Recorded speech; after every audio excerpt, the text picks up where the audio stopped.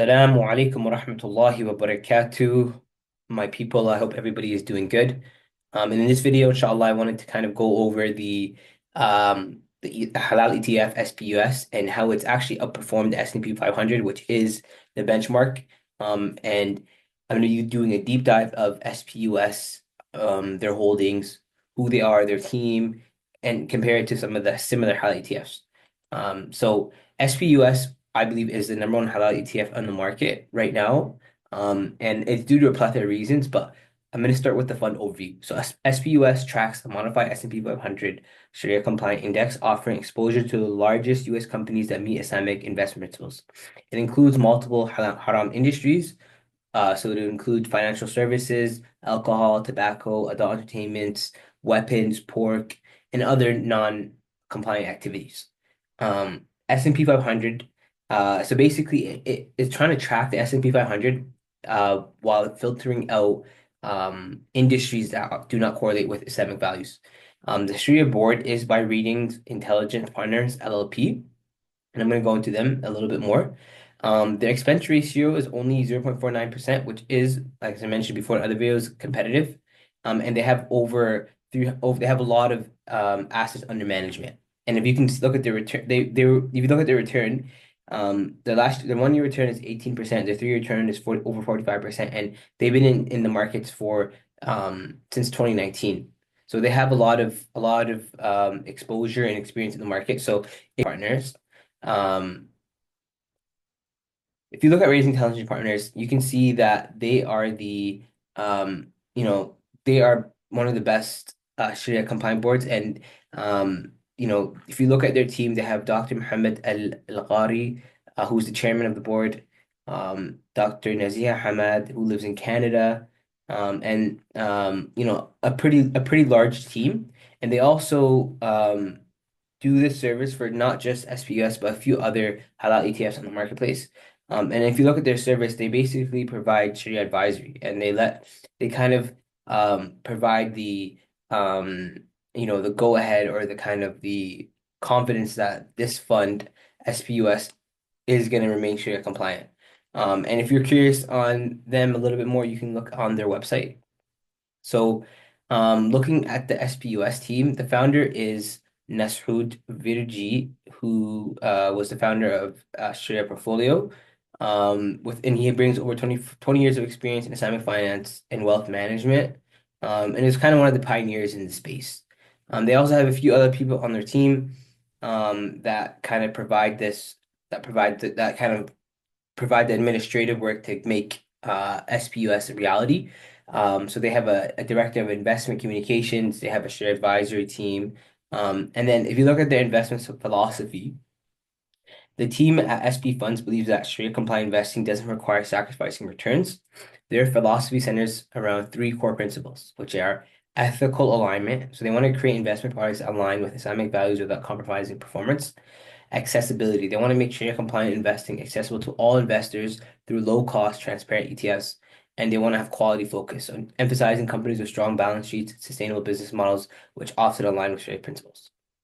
So if you look at SPUS's performance, the markets are kind of bouncing back. So as I make this video, at the end of April, you can see that if in comparison to S&P 500, that over the past month, their performance was at 3.2%. And you can see that they're consistently outperforming the benchmark ETF, which is S&P 500, across, over the month period, 3 month period, 6 month, 1 year, 3 year, and since inception, which is in 2019.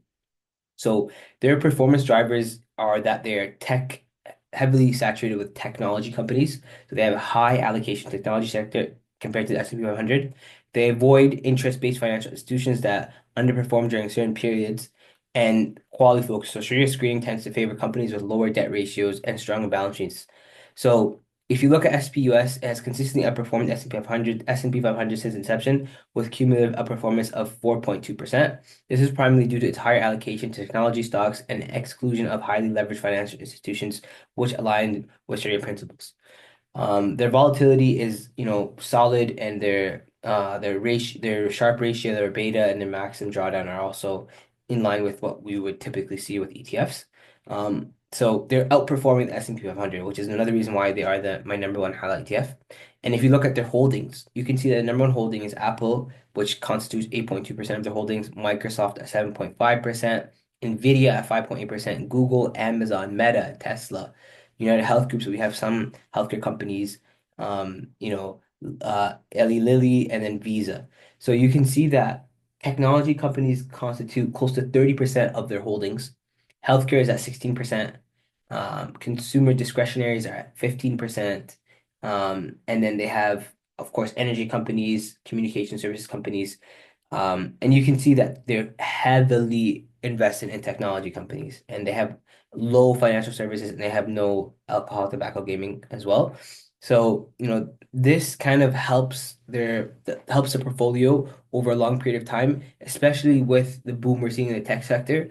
And I think, if you're bullish on the continuation of the increase in the tech sector, then it makes sense to kind of hold SPUS as a Muslim as your kind of main equity play. And then obviously getting into their share compliance methodology, they use AOFI to kind of to as the screening methodology method. So they, obviously the business activity screening we talked about, but the financial screening is that their total debt divided by 20-month average market capitalization must be less than 33%. Cash ratio, less than 33%. Accounts receivable, less than 33%. And they have a ruling where income from non-compliant activities must be less than 5%. So again, SPS is certified and continuously monitored by Ratings Intelligent Partners, who we discussed earlier, as a Sharia advisory firm. And then they also, if you get into their investment strategies, like I discussed before, SPS employs a modified indexing approach that starts with S&P 500 universe and applies Sharia screening criteria to create a compliant subset of companies. This approach provides broad market exposure while ensuring adherence to Islamic investment principles. Um, the SPS main advantage, honestly, is that it's Sharia compliant. So 10 years ago, Muslims didn't really have this advantage. We didn't have this opportunity to invest in a halal ETF. We were kind of um, you know limited in our options. And offering a low cost alternative to actively manage Islamic funds. So, this is a better alternative to mutual funds for sure, just because of the expense ratio. Diversification, enabling broad market exposure while maintaining strict compliance, transparency, providing clear information on holdings and compliance methodology. So this is kind of their investment strategy. And yeah, and then, you know, this is kind of the interesting part when you're comparing SPUS to similar halal ETF. So I chose halal by Wahed and ISDU as the benchmark comparison. So if you look at their expense ratio, SPUS has a number one expense ratio. If you look at the assets under management, SPUS has a number one asset under management. If you look at the 1 year return, they have the highest return. You look at the 3 year return, they have the highest return. They have the second longest time in the market since inception date. And the number of holdings are kind of similar across the board, on over 200 for each of them. And then the volume, SPS does have the highest volume. So if you want to liquidate your assets, SPS would probably provide the best opportunity to. And then their SPUS is tracking the S&P 500, Halal is tracking the FTSE, USA Sharia index, and then ISDU is tracking the MSCI USA Islamic index. And then yeah, so I think looking at the three, it kind of stands to reason that SPUS is the best, for a plethora of reasons, as I mentioned before. And then investment considerations. So why consider SPS? So it's largest and most liquid Sharia compliant ETF in the market, consistent of performance of the S&P 500 and peer ETFs. It's cost efficient, lower expense ratio among halal ETFs.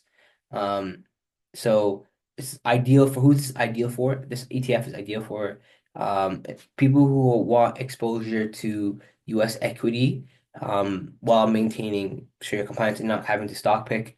Individuals who are looking for long-term growth with ethical constraints. Investors looking to replace S&P 500 exposure with halal alternatives. Obviously, the risk is that the sector concentration is highly, focused in the tech sector. So if an individual is looking for diversification, there may be other opportunities out there. The tracking difference is that will not precisely track the S&P 500 due to the Sharia screening, and the rebalancing risk. Companies may be removed during quarterly screenings, potentially at inopportune times due to the company being halal at one point and then not being non-Sharia compliant. So here's I suggested portfolio idea. Maybe for a conservative investor, you want to have 40% of SPS. For a moderate investor, maybe 60% of SPS. And for an aggressive investor, with low risk and like a long-term horizon, you kind of would keep this in your portfolio, 80% of your portfolio. So Jazakallah khairan, everybody, for listening, and I hope you benefited from this.